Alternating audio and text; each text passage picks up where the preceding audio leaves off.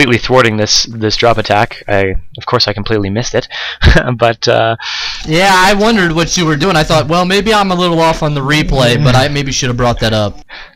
no, was it a good hold or what? Can you tell us about that?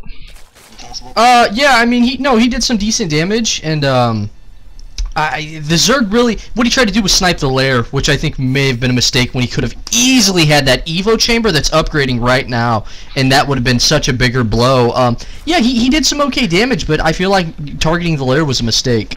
He did take down the infestation pit. We see Bbaboon Prime building up a new one, so that should be up right away, but I don't think it matters really too much because he already has those infestors out, plus he gave him enough time to rebuild it without putting on any more pressure. We also see a couple Zerglings here trying to catch these stimmed. Oh my goodness! This little lone Marine was like, gotta get to the tank line, and right as he got there, those siege tanks just completely destroyed those Zerglings. Now we see still Bbaboon Prime having about 6 infestors. We also see Neuroparasite coming down for our Zerg players, so we could possibly see some tank mind control. Headed out on the southern end. We also see another dropship full of Marines, and where is this thing queued up to? Oh, it's just queued up to the bottom right. So we could see a little push here. Another drop going down here from. There's already one in play. And from Sonkie, but that just gets completely nullified by those infestors. And we see Sonkie dropping his Marines, so we could probably see him stimming up and trying to take out these players. But will the infestors stay? We'll have to see and find out. We also see Zerglings trying to keep some map control. I'm really curious about what Sonkie's going to do with this. I'm assuming that he's probably just going to wait until he starts pushing across the map here with his siege tanks, that slow push, and then he'll go and attack. Here comes the attack right now from it. He scans, sees that there's no units, decides to go in. Let's see what we can get here. And great fungal growth coming down, and again, that drop is just completely thwarted by fungal growth and great defensive play.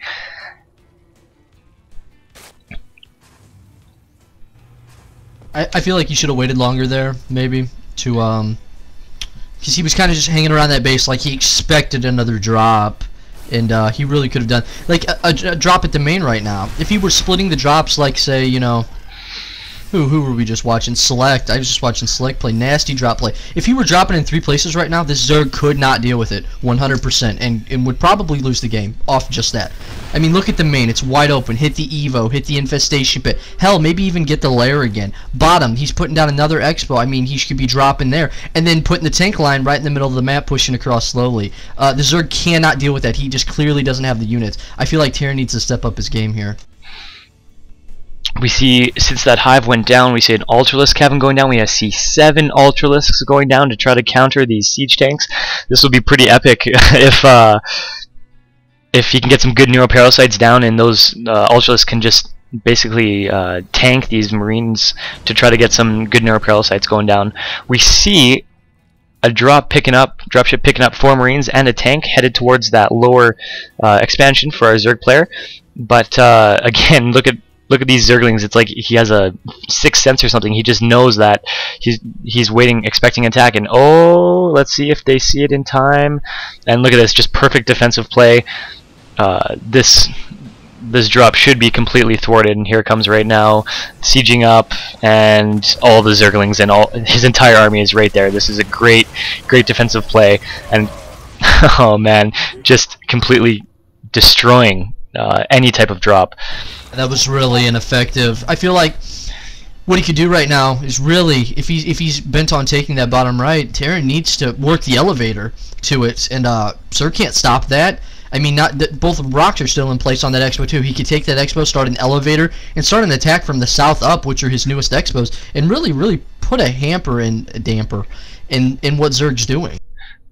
Yeah, you can see a couple Zerglings running in here trying to just exactly find out what the unit composition and the exact placement of Terran siege tanks are.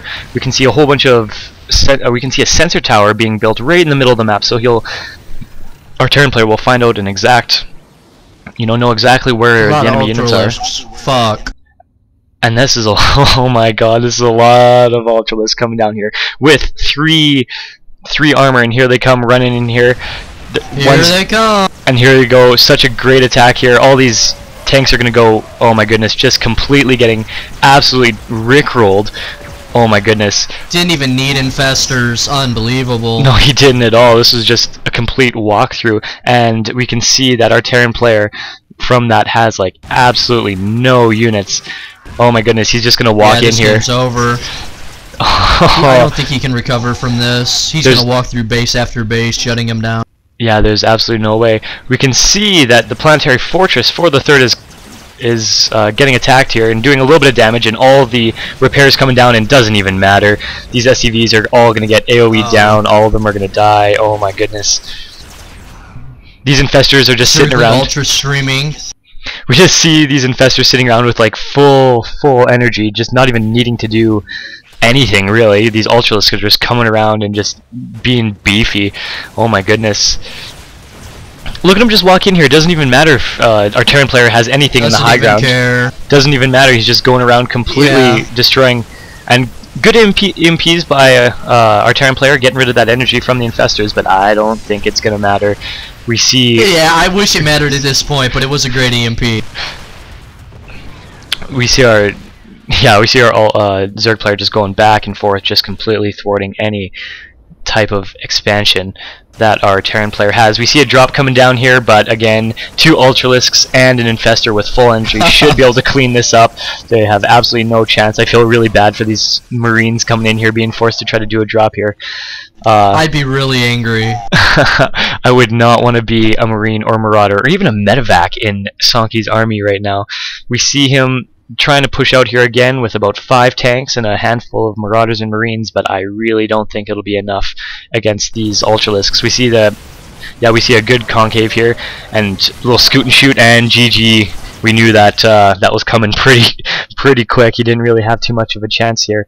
In my opinion, what really costed Sonkie the game is his lack of any type of pressure. He completely got thwarted in any type of attack that he had, whether it be from dropping trying to take down the lair. He failed to get the lair. His Hellions didn't do enough damage. I mean, he had no way of stopping our Zerg player from expanding and just getting that overrun, that Zerg mentality. So this was a good game here. Any last comments, Bill? No, I like the game. It was a good game. I agree with everything you said. His Hellions didn't do enough. His drops didn't do enough. Not enough pressure. Bbaboon just played very well. Sonkie played fine too. Just it's how it falls. It's a good game. Yeah. Anyways, this was Chris here, and along with Phil. And join us next time. We'll probably be doing a couple more pretty soon. Talk to you soon, guys.